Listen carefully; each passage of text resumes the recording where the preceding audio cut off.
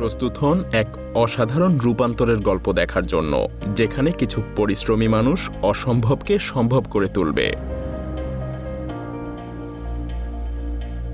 একটা নিঃসঙ্গ পরিত্যক্ত পাহাড় ধীরে ধীরে বদলে যাবে একটা স্বয়ংসম্পূর্ণ ইকো ফার্মে, এমন এক জায়গায় যেখানে একাধিক পরিবার নতুন করে গড়ে তুলবে তাদের জীবন। যদিও শুরুটা সবচেয়ে কঠিন, তবে প্রথমেই তারা নিয়ে আসে বিশাল সব মেশিন, বুলডোজার, এক্সকিউভেটর।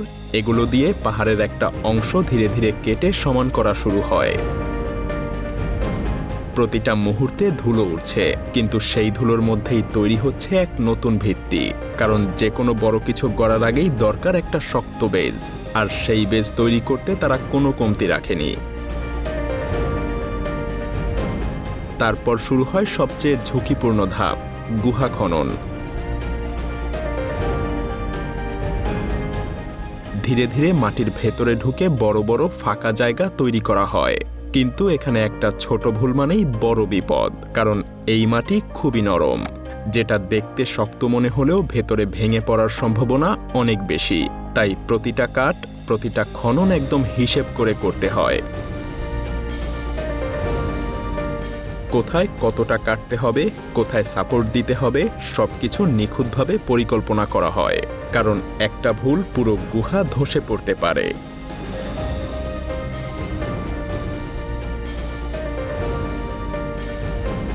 এরপর গুহাগুলো তৈরি হওয়ার পর ভেতরের দেয়ালগুলো কংক্রিট দিয়ে ঢেকে দেয়া হয়। এই শক্ত কংক্রিট দেয়ালকে শক্ত করে আর ভেতরের তাপমাত্রা নিয়ন্ত্রণে সাহায্য করে, ফলে গরমে ঠান্ডা আর শীতে উষ্ণ থাকে। কিন্তু এই প্রজেক্টের পেছনে শুধু প্রযুক্তি না, আছে আরও এক গভীর উদ্দেশ্য। এই এলাকা থেকে মানুষ চলে যাচ্ছিল, গ্রামগুলো ফাঁকা হয়ে যাচ্ছিল, কাজ নেই, সুযোগ নেই, তাই সবাই শহরে চলে যাচ্ছিল। তখন একজন মানুষ ঠিক করলো এই জায়গাটাকে আবার জীবিত করতে হবে। সে তার নিজের গ্রামে ফিরে আসে, একটা টিম তৈরি করে এবং পরিশ্রমী মানুষদেরকে সাথে নিয়ে 2021 সালের এপ্রিল থেকে শুরু করে এই প্রজেক্ট। একটা পাহাড় যেটাকে সবাই ছেড়ে গেছে, সেটাকেই সে বেছে নিয়েছে নতুন করে গড়ার জন্য।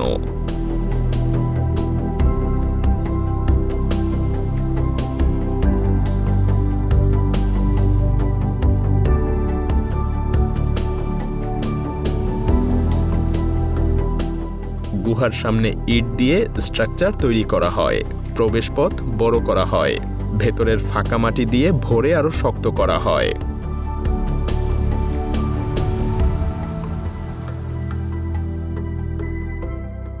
প্রতিটা ধাপে ধাপে একটা সাধারণ গুহা ধীরে ধীরে একটা বাসযোগ্য জায়গায় পরিণত হতে লাগলো।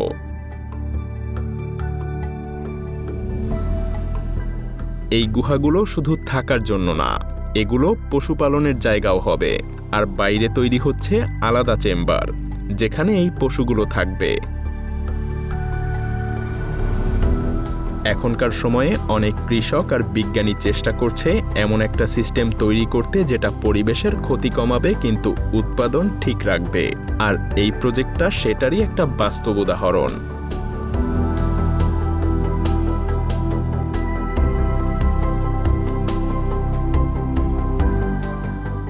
এই এলাকায় পানি পাওয়া যায়, কারণ ইয়েলা রিভার কাছেই আছে। কিন্তু পানি ব্যবহার একটা বড় বিষয়। বিশ্বে যত পানি ব্যবহার হয় তার প্রায় 70%ই কৃষিতে যায়, আর পশুপালনেও লাগে বিশাল পরিমাণ পানি, খাওয়ানো, পরিষ্কার রাখা সবকিছুতে। তাই তারা শুধু পানি ব্যবহার করছে না, সেটাকে নিয়ন্ত্রণও করছে। এর পাশাপাশি আসে আরেকটা বড় চ্যালেঞ্জ, পশুর বর্জ্য। এই বর্জ্য খুবই বিপজ্জনক হতে পারে। এটা দাহ্য, বিষাক্ত আর ঠিকভাবে সংরক্ষণ না করলে আশপাশের পানিকেও দূষিত করতে পারে।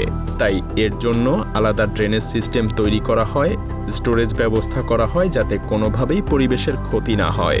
এখানেই শেষ না, এই বর্জ্যকে আবার ব্যবহার করা হয় সার হিসেবে, কম্পোস্ট হিসেবে, এমনকি শক্তি উৎপাদনের জন্য। মানে এখানে কোনো কিছুই নষ্ট হচ্ছে না। এক সময় যে জায়গাটা মৃত ছিল, এখন সেখানে সবকিছুই একটা চক্রের মধ্যে চলছে।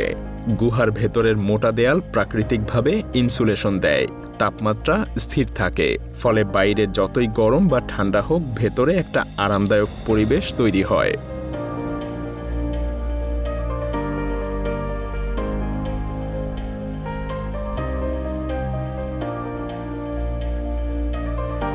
তারপর ইটের দেয়াল, জানালা, দরজা সবকিছু লাগানো হয়। জানালার উপরে রাখা হয় খোলা অংশ, যাতে বাতাস চলাচল করতে পারে।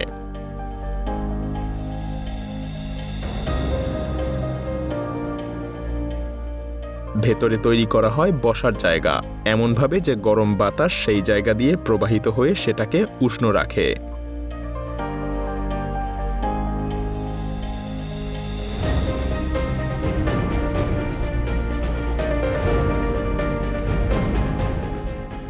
গুহার শেষ অংশে তৈরি হয় বাথরুম। টাইলস বসানো হয়, এতে পরিষ্কার রাখা সহজ হয়।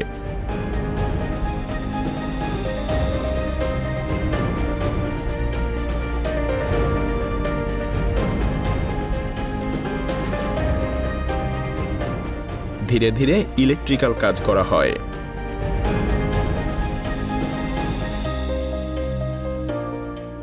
সব তার ভেতরে বসানো হয় যেন বাইরে থেকে দেখে এলোমেলো না লাগে।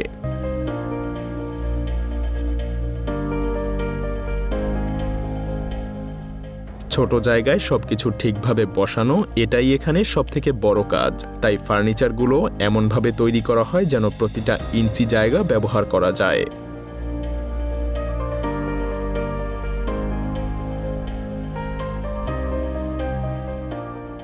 ছাদে বসানো হয় মেটাল রুফ, যেটা আগুন প্রতিরোধ করে, বৃষ্টি সহ্য করে, বরফ গলিয়ে দেয় এবং অনেক বছর টিকে থাকে।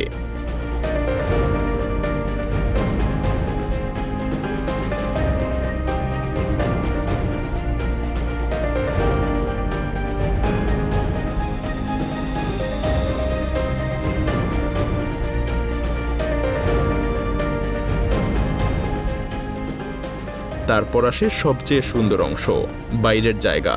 এই শুকনো মাটিতেই তৈরি করা হয় সবজি বাগান।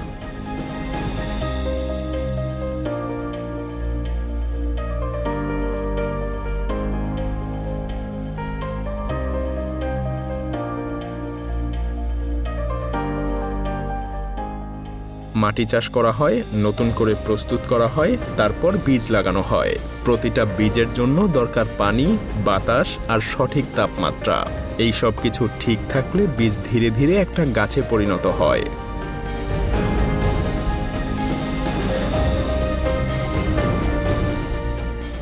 2022 সালের জুনে প্রথম টেরেস তৈরি হয়। তারপর শুরু হয় দ্বিতীয়, তৃতীয় টেরেস। আরও ঘর, আরও জায়গা, আরও জীবন। একটা পাহাড় যেটা একসময় মৃত ছিল, আজ সেখানে মানুষ আছে, খাবার আছে, ঘর আছে, একটা ভবিষ্যৎ আছে। আর এখানেই এই গল্পের সবচেয়ে বড় শক্তি, কারণ এটা শুধু একটা নির্মাণের গল্প না, একটা পুনর্জন্মের গল্প।